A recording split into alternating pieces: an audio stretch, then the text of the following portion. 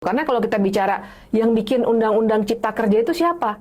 Ya. DPR dan pemerintah. Waktu itu masih Jokowi ya. Dan kita harus membicarakan DPR itu siapa? Partai politik. Nah sekarang perhatikan juga turunannya, tadi saya sebut satu misalnya penertiban kawasan hutan. Tapi ada lagi misalnya pemberian izin-izin. Yang tadi AMDAL-nya ternyata jadi komoditas misalnya. Kemudian soal tutupan itu ya, daerah aliran sungainya udah dilenyapkan juga. RT RW-nya juga nggak jelas, sehingga dan itu semua di level kebijakan. Izin-izin ditarik ke pusat dengan OSS, juga karena Undang-Undang Cipta Kerja.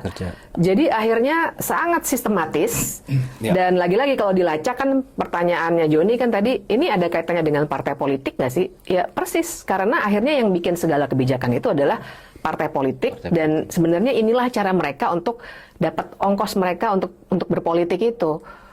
Dan yang sering saya bicarakan itu ya buat orang-orang yang terkena bencana seperti di Sumatera sekarang sampai 600 korban jiwa segala macam, kalau sementara mereka yang bikin kebijakan itu kalau ada apa-apa tinggal terbang aja naik private jet mereka sendiri misalnya gitu. Itu kan brengseknya sebenarnya di situ.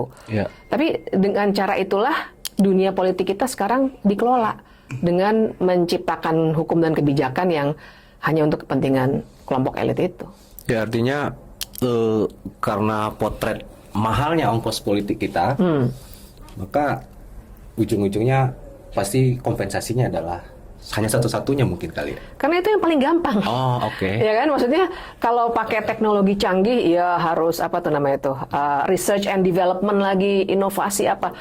Kalau untuk ngambil-ngambil tanah-tanah sama barang-barang tambang kan ya ibaratnya kita punya modal yang nggak terlalu sebesar inovasi-inovasi, keruk aja, ambil, udah bisa jadi uang. Gitu. Sebenarnya kan itu yang terjadi, itu cara mudah dan cepat untuk mendapatkan ongkos politik, apalagi mereka punya perkakasnya, yaitu undang-undang dan kebijakan di bawahnya.